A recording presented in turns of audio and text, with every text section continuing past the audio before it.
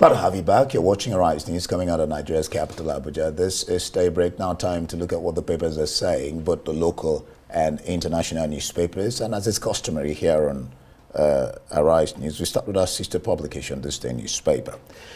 Some interesting stories there. NEC silent, that's National Economic Council, silent on new wage. Governors to keep engaging parties for resolution. Some riders there recommit to process better pay for workers. Southern governors seek to negotiate payable wage with workers. This is from Southern governors. FG approves $1 billion Greek consortium initiative, 6 measures to end crude oil theft. Ababio, no amount of blackmail will stop Senate from approving new aircraft for the president. Senate, House extend 2023 budget, supplementary budget. NNPC backed surveillance operation uncovers illegal oil bunkering camps in Bayelsa State. And just below, above the logo, private jet operators used for laundering money, trafficking, drug. This is coming from the Minister of Aviation, Keyamu. Tinubu approves rollout of National Construction Household Support Initiative. Gives governors 7 days to submit list of support needed to ameliorate people's suffering. Charges them to meet targets on food security. We have joining us this morning Eniola Akin-Kyotu, editor. He's actually the chief international editor of the Africa Report. Yeah. Eniola, thank you so much for joining us. I saw that. I said that's not like. All right. The NEC held yesterday. The president attended. That's what he says. He's not supposed to be, but he attended. People were guessing that it was probably for the sake of the minimum wage, but nothing of such was talked about. Here, governors that has been on the mouth of people since this minimum wage, who was saying they can pay 60,000, are saying they will recommit to process and better pay for workers. And then certain governors seek to negotiate payable wage with workers. But the point is, everything about this minimum wage seems like both at the federal level, at the state level, they didn't seem to think it through. I mean, number one, they think some parties were saying that the bill should have been ready even before the labor began to protest concerning what the removal of petroleum subsidy has done to the nation in terms of expendable income and the pocket of the people. So, how do you see this? It's looking intractable, One interesting aspect there is the southern governors asking that they should be allowed to determine, each state should be allowed to determine. Negotiate. Yeah, to negotiate. And I think that's the global best practice. If you look at democracies that we've copied, like in the United States, the minimum wage in a state like West Virginia and that of New York definitely will not be the same, because it takes into consideration the standard of the cost of living, the taxes that each state imposes, etc. So I think there was an attempt by the National Assembly some years ago to introduce it at the constitutional amendment level. It was rejected by Labour. So I think that new argument that the southern governors, that argument they are making, I think it makes a lot of sense. As it is, different states have different capacities. I wouldn't expect a state like Lagos, which has an IGR of over 60 billion naira monthly or thereabout, I don't really know the latest figures now, to be paying the same as maybe a state like Jigawa.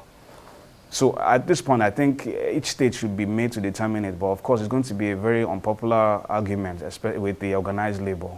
They're supposed to have, as it is, the current minimum wage is supposed to have expired. I think that was in April or May. It has expired. It has expired already. So we just dilly-dallying and all that. Because, and let's also not forget that it's tripartite too.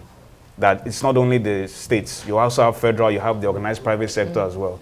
How many private sector companies, how many companies can actually pay the over 200,000 that labor is demanding?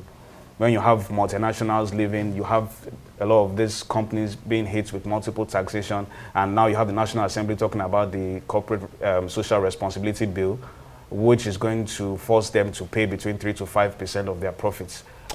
So sorry to digress a bit, but the point I'm making is that probably we should start looking at each state determining their own minimum wage. It's even happening now. Look at Zamfara State. Zamfara just wants to begin paying the 30,000. So it's already happening in practice, even though in theory that's not. Edo is paying 70. Exactly. Edo is already paying 70,000. So let's just continue along that line. Well, isn't it cherry picking, like Labour will always say whenever this argument comes up? We pick when we want to practice federalism, because people say there's nothing as true federalism. And in this case, fiscal federalism. So when you say states should determine what they can pay, then you seem to tend towards federalism. Let's take away the pressure from the center. But when it comes to issues that favor the political class, issues that favor those in power, we never really look at federalism that way. We all want to hang on to the center. Labour will tell you, if the governors' salaries are not being determined by the ability of the state and the capability of the state economically, why should it become that of the worker of the state that should be determined by the governors?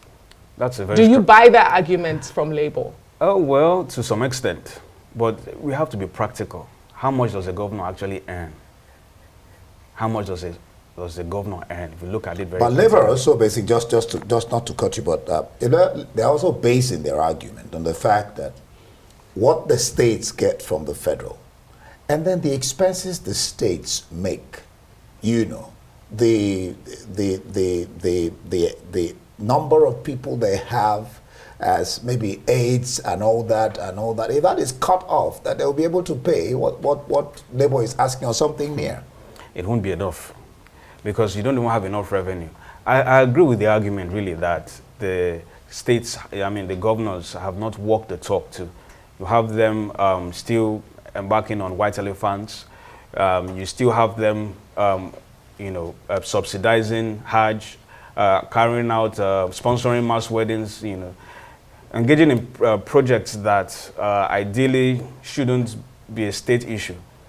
But even if they stop doing that, there's still the revenue side of things. Nigeria has both a spending problem and a revenue problem.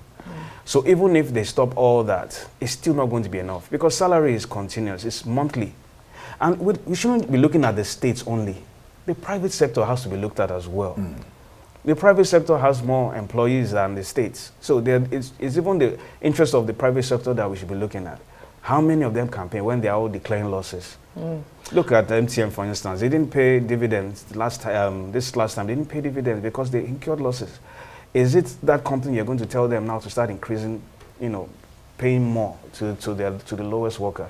Okay, so the big story on the front page of this day is about the NEC meeting yesterday and how they were silent on the issue of minimum wage. I wonder if you have thoughts on that. Is there any? Does this speak to the sense of urgency, that we have in the country?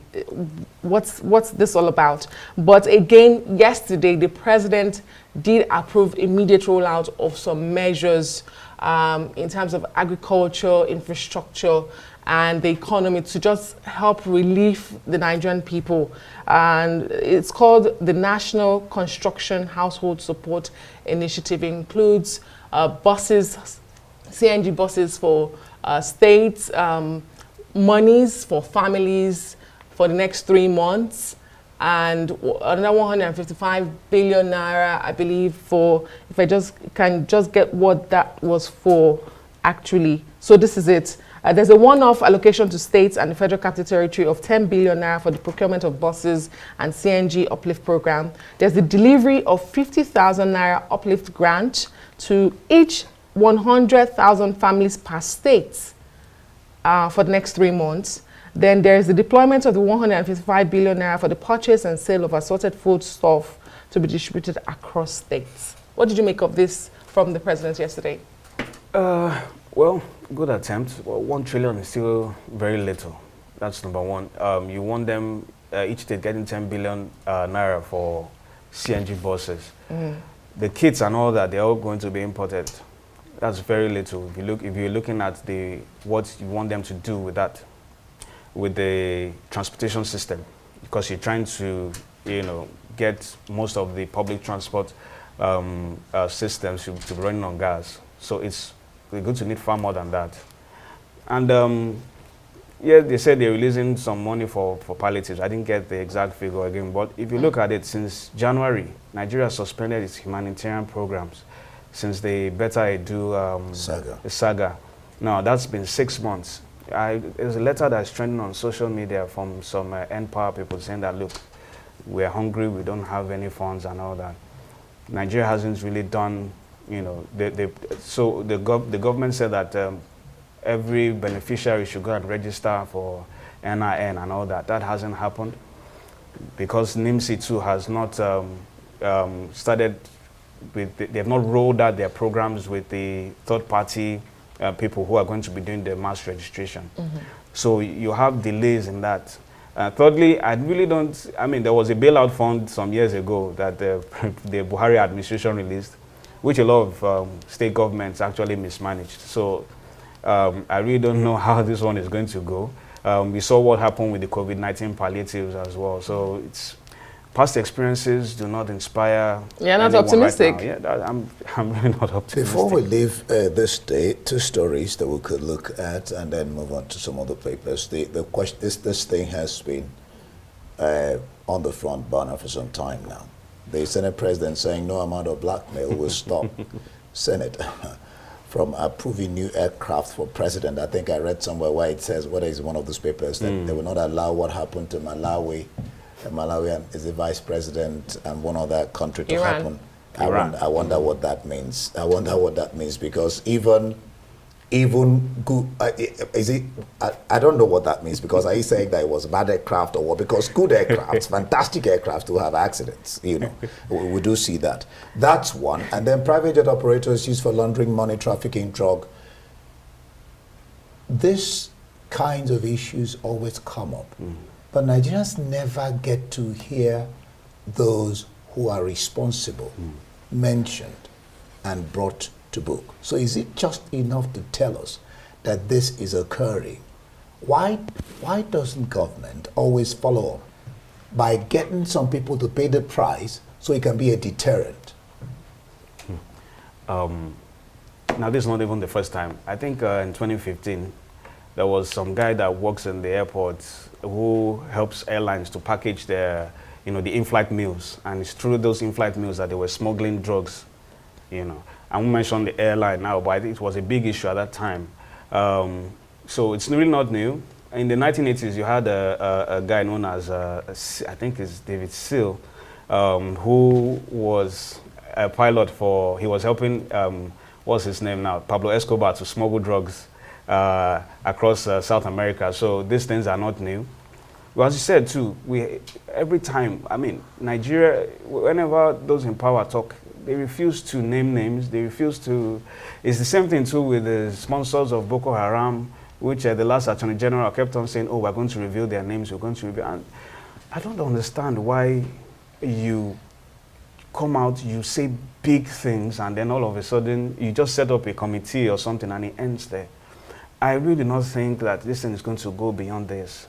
It doesn't help anybody. Yes, because past experiences have shown it that they just, oh, okay, this is what's going on. Okay, what next? Reveal the identities, let us know what's going on. And then, and then on the issue of the Senate President giving anticipatory approval, because there's really no... Like he said himself. Yes, that's anticipatory approval, even before the members have had a chance to vote on it. So it sort of even gives credence to what the speaker said at the iftar. You remember when he was at the presidential villa and he said, "Mr. President, you have no opposition in the National Assembly." And funny enough, right now in the National Assembly, you have the highest number of parties. I think in the history of Nigeria, we have about 7 or 6 parties represented in the National Assembly.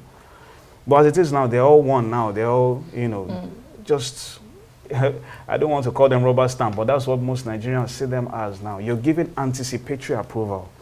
Now, some of the aviation experts I have spoken to have said, look, if the president is going to replace the aircraft he's using, the same 737, Boeing 737 is going to cost nothing less than $100 million. That is minus the customizations and security specifications that will come with it. And you want to buy two. At least that's what the House Committee on Intelligence is that's what they prescribe. Anyway, what I read is that in one of the papers that they want to sell 3 and buy 1. Yeah, but they're going to sell off those jets at a very, very low price because they're used. Okay. A lot of these jets were procured 15, 17, 18 years ago. So, I mean, looking at this issue, do you think it's complex, if at all? And if it's complex, I mean, how complex can it be? The decision to strike the balance between, yes, the life of the president is paramount and protection and security, but on the other hand, the life of Nigerians going through a tough economic time. Is it complex for the country to strike a balance in purchasing these jets and, of course, prioritizing the life of Nigerians as well, especially for the Senate? Well, first of all, you have... Is it complex? You have... it shouldn't be, really. Number one, you have so many countries where the heads of states don't even have presidential jets. That's number one. Secondly, the president has his own private jet. He has a Falcon, which he had been using before he became president. Yes, yeah, yes. He said. I mean, they said that private jet was used in getting Yahya Jammeh out of Gambia when he was sitting tight in 2017. That same jet was also used by the deposed Alpha Conde. So I mean, that's very foreign president. So I mean, he could continue using it. That is one. Secondly, it is true, and in fact, the one he's using now, the presidential jet, the NAF 001 that they keep talking about, that 737 was purchased by Obasanjo for about $83 million. That was back in 2005, with a lifespan of 22 years. Right now, it's just 19 years, so you still have 3 years to even use it. You have about 10 aircraft in that presidential fleet, and at least 6 are planes, while the rest are maybe helicopters. The vice president's own is still in good condition. The Gulfstream 550 is still in good condition, which he could be using. So there are alternatives. I think the timing is bad because you're telling Nigerians to make sacrifices. Nobody's going to hear anything. That, oh, okay, that the president, how is his life in danger when he can use, then there are alternatives for him to use. So there are alternatives. Well, let's quickly move on to another paper this morning. I think we can flip to the Punch. We have the Punch this morning. And the big story there, I think we've talked about it. Federal government rolls out 1 trillion naira palliative massive construction projects in the country. That was announced yesterday at the National Economic Council meeting. 3.7 million families to get 540 billion naira grants. 155 billion naira for assorted foods, others FG to begin massive road rail construction, CNG buses, distribution in states, and the FCT. I think we've dealt with this story, but let's quickly run through some of the other stories on the front page there. NNPC to boost economy with $4 billion gas project. Cholera, government eyes vaccine donations as cases hits 1,579. Blackmail cannot stop new presidential jet approval, says Senate. 2023 budget, federal government okays December extension to forestall abandoned projects. The federal government is giving reasons.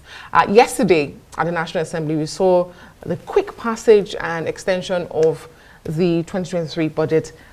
Any surprises there? I mean, you seem to think that the National Assembly is rubber stamp from their body language and things they've said in the past.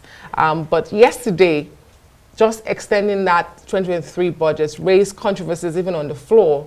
There were debates about it. They say it's not legally, it's right. I mean, it's not wrong legally because the Appropriation Act does provide for it.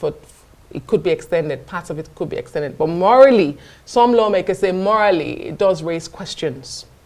You know, one of the things that the APC administration, from Buhari up to Tinubu, has been calling an achievement is the January to December budget cycle.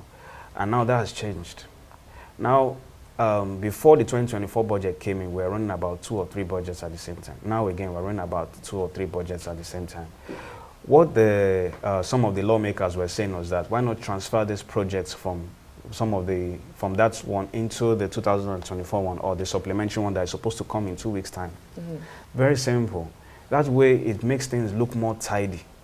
And yes, there was some bit of uproar, but it was still passed. Is there anything that the president has You're not brought impressed. We'll pass it. So you've given anticipatory approval already for the plane. So no matter what they do, they bring, you will pass it. They've said it too. They said it themselves that whatever the president brings is good for Nigeria. So they will pass it. So I don't really, there's no argument here, really. Let's look at Daily Trust on its front page. Tinubu, governor silent on minimum wage. Most of the papers have this, but let's look at the writers there. It says FG approves 370 billion for states, FCT, to buy buses. Then 50,000 for 100,000 families in each state. And I hear this is going to be for 3 months. That's about 150,000 over 3 months. As much as this may sound good, wouldn't it be better for governments in Nigeria over the years or going forward to think more about, if Nigerians have the amenities, they have the light, they have the water, you can buy food, you can get, if you like, cars, high up, and the question of health, and then the question of accommodation. Wouldn't this be better instead of always trying to monetize things? I mean, we had, I can't remember his name here yesterday, or was it the day before yesterday, when he was talking about that the government will always come and say the price of petrol in foreign countries is higher than Nigeria. Then he said, do they also add the fact that they have also better wage? Do Nigerians have living wage or better wage here? They just talk about one side of the coin, whereas there are two sides of the coin. I don't know what you make of this. This palliative issue. I mean, I subscribe to trickle-down economics, which is, why not give the corporations, or you give the manufacturers all the incentives that they need, and at the end of the day, it boosts the economy, creates more jobs, etc. The amenities that you were talking about, I think the Manufacturers Association of Nigeria said last year that they're spending about 30% of their costs on generating power for themselves. And when Kimberly Clark, when they're talking about exiting Nigeria, that's the producers of Huggies, they were talking about how much they spend on generating power. They're spending over, was it about 200 million, between 100 and 200 million monthly. Very heavy overhead costs. Yes. And so why not, make amenities available? Why not, there are legacy issues too, roads, etc. and all that. Even the agriculture that the president was saying, that governors should prioritize. How can it be, agriculture without security? Most of the states that are having security challenges, they are agrarian communities. Benue, Plateau, Zamfara. In fact, Zamfara, the nickname is, farming is our pride. That's what Zamfara is. Farming is our pride. And now that state has become the epicenter of the insecurity in the country. Caused by mining. So at the end of the day, I think this palliative, giving palliatives regularly is just, it has very, very little effect. And that is if the palliative materials, the food and everything is gets to the people. You talk about data, how transparency, do you reach? accountability. We saw, as I said, of course, everyone saw what happened during COVID-19 and during the pandemic, how things were. If people didn't loot those warehouses, nobody would have known that things were there. Well, the finance minister and coordinating minister of the economy yesterday spoke about works being done on the social register, the national social register, in which monies will be distributed to the people who need them. And he did say that the governors have also given their nod. They've promised that they will accept the register, and of course also tried to ensure that to the local level it is authentic. So perhaps we can be hopeful that this time around we might get it right with the social register, ensuring that those who truly need these palliatives are the ones who get them. Let's move now to The Guardian. The front page of The Guardian this morning talks about the Igbo apprenticeship scheme. Now, this is one scheme that has been talked about a lot. The Guardian Nigeria this morning is focusing on that scheme, and it says the lofty entrepreneurship system undermines school enrollment. What do you make of this? Oh, well, it seems it's looking at the negative side. If you're saying that it's undermining school enrollment too. So they rather go for entrepreneurship. Yeah, but if rather than you go look to at the formal China, education. if you look at the China model too, and I think what's also going on in India, not everybody should end up university. I think you just need the basic. If you have a very, very good primary school education system, you know, primary, secondary, then you're good to go. You look at some of the brightest minds in the world, Bill Gates to Mark Zuckerberg. These guys never finished, you know, school. And why? Because they had very good educational systems. That's the primary and secondary. So if it could be mandatory for these folks or these chaps who are doing the apprenticeship system, if it's mandatory for them to go to primary and secondary, and if that is followed through, I think, and if they skip university, I think it's still all well and good, because it's not compulsory that you go to university. It's not really. It's not. And there are so many, and just like you said, get the basics, you know, and then because they're playing a very huge role in the economy. I mean, this apprenticeship, Yes. I think is 8 years. Yes. Then they will settle you. There are even and then two train. Netflix specials on it. One is Afamefuna, and there's another one on, I think, Showmax. Those two have, if you watch those movies or the documentaries, you realize how it has been able to lift The economy. the economy and so many people from poverty. Yeah. Okay, but the report is also looking at the ups and downs of this. So the thing is, these people who end up being entrepreneurs, who go into this scheme, because they have abandoned the option of schools, when they are masters, because you know how the scheme works, there's a master and you go through a process and then you graduate and be on your own. So the story also focuses on the downside, saying sometimes the masters don't treat them well.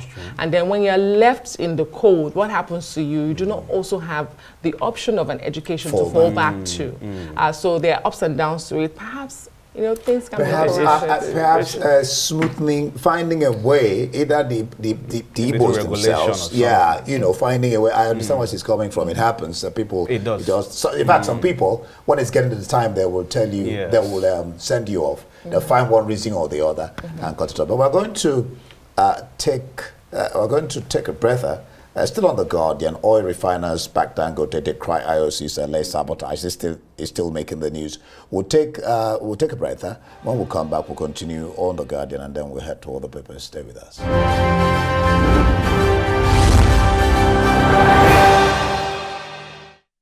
All right. Welcome back. You're still watching Daybreak, and it's the paper review on the show this morning. It's Friday morning. Joining us again is Eniola Akinkotu, Chief International Editor, The Africa Report. Chief International Correspondent, The Africa Report. Thank you so much, Mr. Akinkotu, for staying with us. And just before the break, Indy was still touching on The Guardian, and he highlighted a story that I think is very important. It's lingering. It's been in the conversation throughout the week. The Guardian Nigeria, the producers can pull that up. Oil refiners back Dangote, decry IOC's refusal to sell crude to local refineries. So if you've been following this story, it's been a lot of back and forth, and it looked like it was Dangote Refinery versus others. But now we do have the Crude Oil Refineries Association of Nigeria, Coran, that has now backed the $19 billion refinery, saying that this is not a new issue, and that some of their members have actually gone through this challenge as well of crude not being sold to them. So you know that Dangote has alleged that the IOCs are frustrating the process because they are not selling crude, and when they sell, it's very expensive. And of course, that defeats the whole purpose of having a refinery in Nigeria that should drive the prices low. What do you make what do you make of this controversy? I think there are two sides to it. That's the way I say it. I've spoken with a few people in the oil sector. These IOCs, a lot of them have existing contracts that have been paid for, you know, and Dangote coming in now asking for crude, it's difficult for them to meet Dangote's demands. That is one. Secondly, one thing we're not looking at is NNPC. Ideally, NNPC should be the largest supplier of crude in Nigeria because they have joint ventures, joint agreements with almost every IOC, if not all. So if you look at why is NNPC also not supplying Dangote with crude? It's because they also have a crude forward contract. Yeah, if you look at the Afrexim deal that was made, they've committed their crude oil supply for a period of time, to that deal as well. So the PIA actually says, that's the Petroleum Industry Act, that was the manual for the oil sector. It says that Nigeria's energy security will be paramount. So ideally, supplying Dangote refinery and all the refineries in Nigeria should have right of first refusal. But unfortunately, these IOCs, they also have contract. They also have contract agreement. They have agreements and they have what's the word now? I'm trying to. They have to honor the terms of their own contracts as well. And so a lot of companies have already, off-takers they've paid for this thing for the next 1 year, for the next 2 years, they already committed. And then the Dangote refinery didn't come on stream on time. It kept on, postponing its resumption date. And they couldn't wait. So that's what's going on now. Well, that's not the only issue, really. The Dangote, I think it's Edwin Deva Kuruma, the vice president of Dangote Oil, was alleging that the IOCs, the problem is that the price is very high. And then that NMDPRA, which they to have come to say no talking about dirty fuel, that they give licenses to refiners. I was surprised when I read this because they were even saying oil refiners seem to be on that side. But I was surprised when I read this and said they are backing Dangote. It's a question of now being between the devil and the blue sea. What would the government do? Because this is a fledgling petroleum setup that Dangote, the government has not been able to do over the years.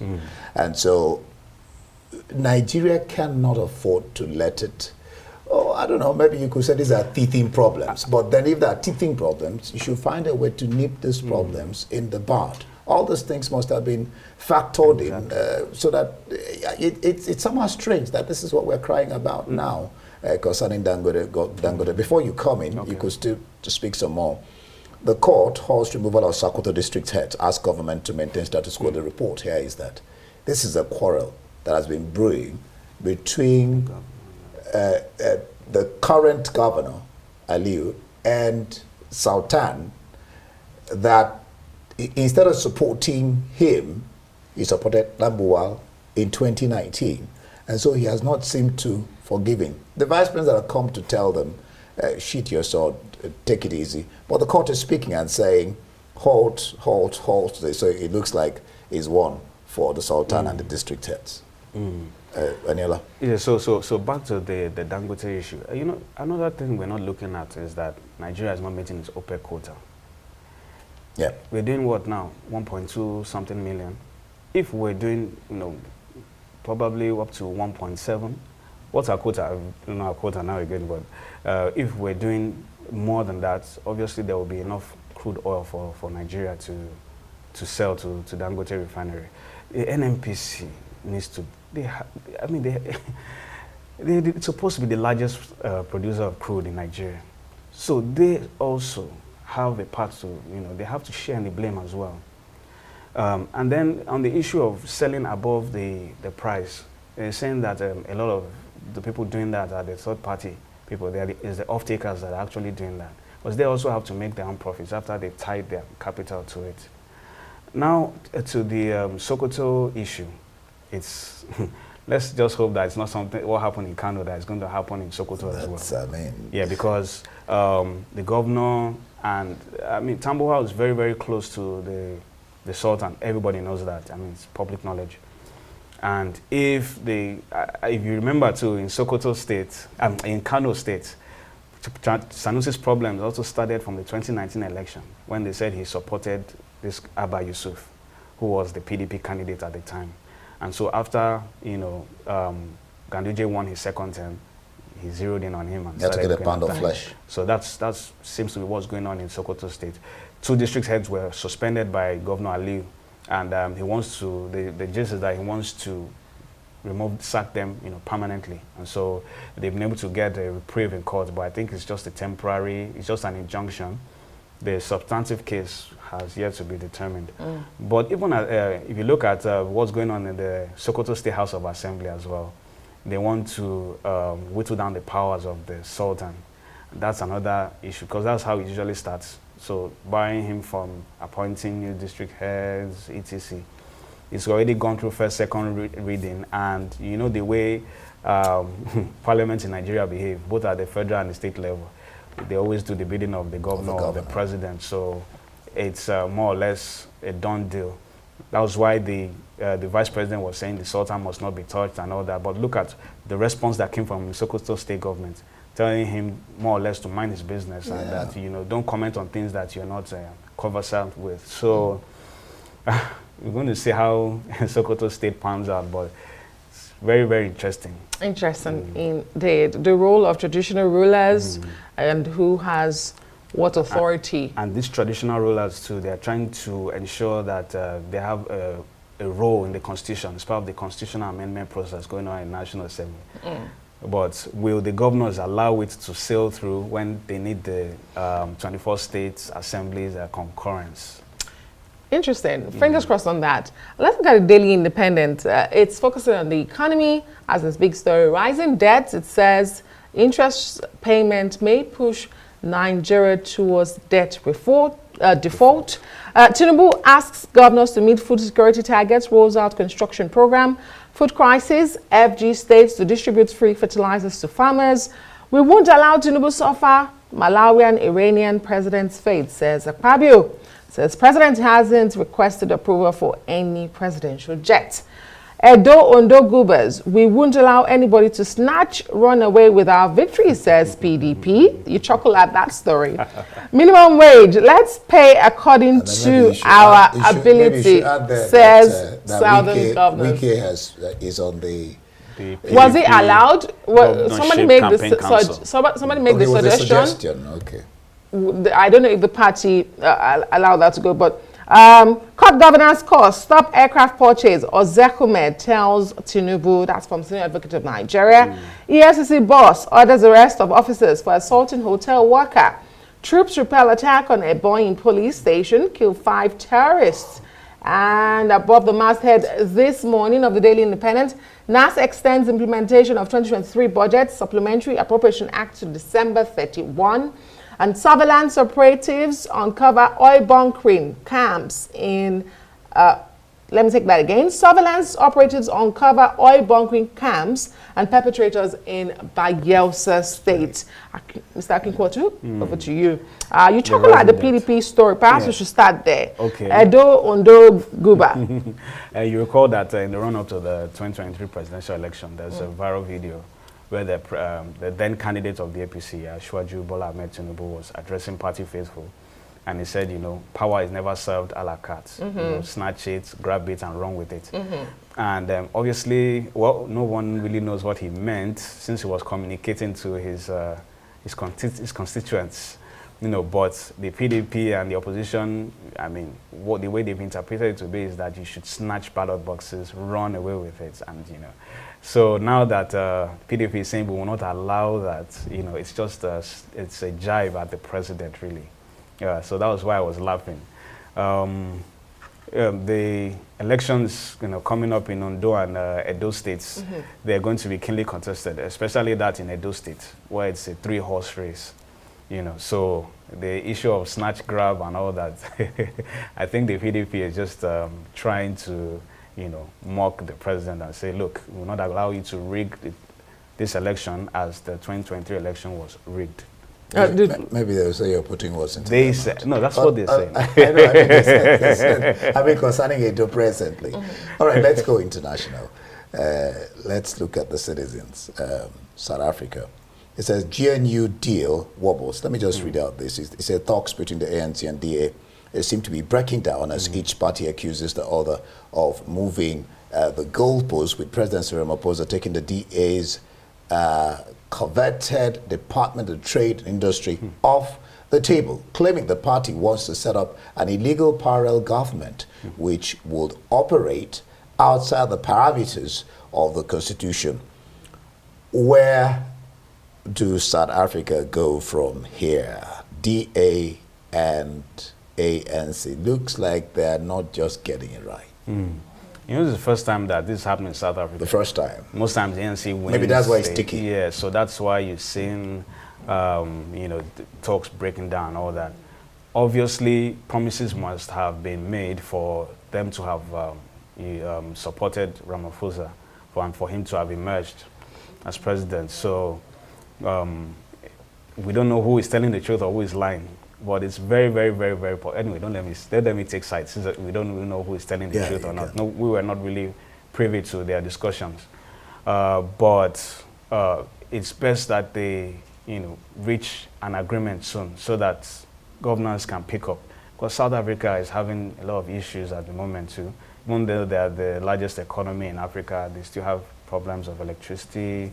They have their cities, the major cities too, have been they're having decaying infrastructure and all that. So they need to, you know, reach a compromise as quickly as possible. Well, I don't know how their law works. Is it too late for them to pull out of this coalition? That's another thing. The sticky thing now, just like you said, I don't know how their law works. If they pull out, can ANC form a government? They won't be able to. That's They the big can't question. form it on their That's own. the big question. And probably they should have just gone with Zuma's party. Zuma won't. That one won't happen. Well, better than Malema's own. Oh, that one won't happen. So EFF won't. EFF, they're already angry that ANC is aligning with what they call, I don't know whether to use the word racist party, DA, yes. you know, to form a government. Okay, let's quickly move to the UK and look at the Daily Telegraph this morning.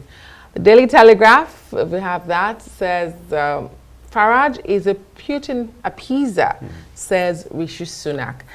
So Rishi Sunak has told the Daily Telegraph that Nigel Farage's comments about the West provoking Russia into attacking Ukraine were completely wrong and emboldened Putin further.